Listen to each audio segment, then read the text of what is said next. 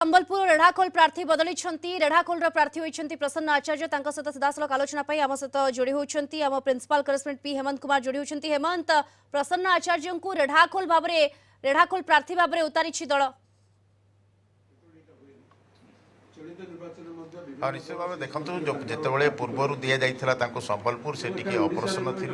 पुणी जो कहती से सदा प्रसन्न बर्तमान से प्रसन्न अच्छा आसतु शुणा से कौन कहते पॉलिटिक्स इलेक्टोरल पॉलिटिक्स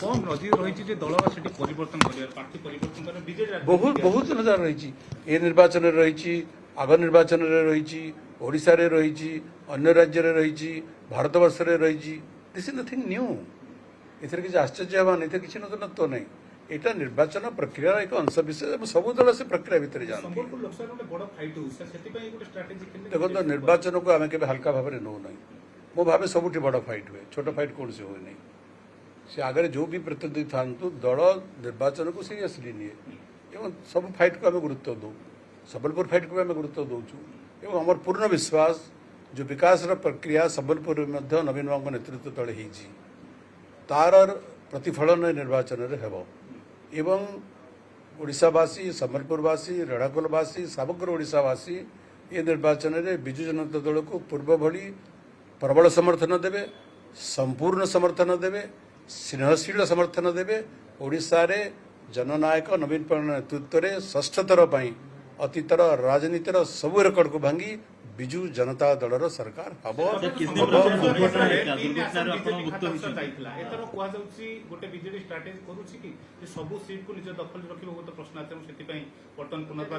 देखो गोटे गोटे राजनीतिक दल निर्वाचन कहीं लड़े हारवाई लड़े निर्वाचन जितवाई लड़े सब राजनीतिक दल तेणु निर्वाचन जितवाई निर्वाचन नियम सीमा सरहद भितर दल तार स्ट्रेटेजी करे दरकार पड़े स्ट्रेटेजी परिवर्तन करे ये सब दल करती एवं जो दल स्ट्रेटेजी ठीक हुए जनसाधारण जो दल को समर्थन करती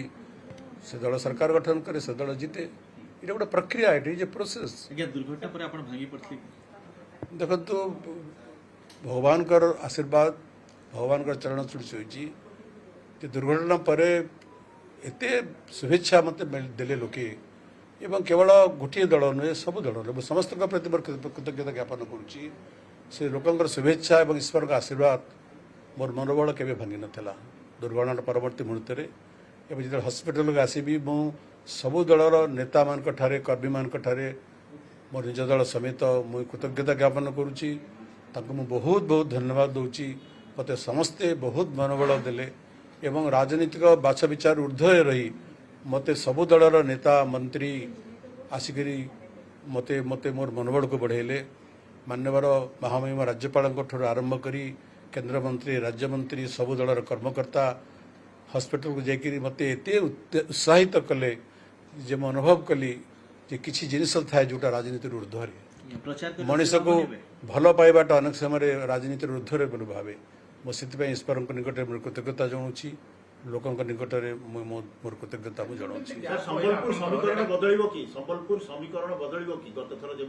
देखो राजनीति एक स्थिर जल नुहे एक चलचंचल प्रवाहमान जल हूँ राजनीति परिवर्तनशील सब बेले तेणु समीकरण अनेक समय बदले समीकरण केतबेले स्थिर रुहे ना राजनीति विशेषकर इलेक्टोरल पॉलिटिक्स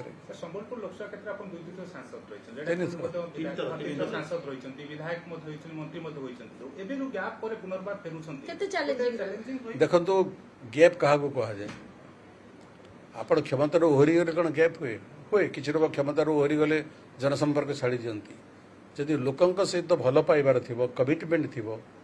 तार प्रतिदान लोके दिखती तो मुझे भावे नहीं मु बरगढ़ विधायक थी मो संबलपुर लोकसभा 3 थर सदस्य थी लोकों आशीर्वाद रू मो रेढ़ाखोल विधायक थी अन्य अंचल विधायक लड़ी थी किंतु सबू अंचल लोकों सहित जो भल पाइबार संपर्क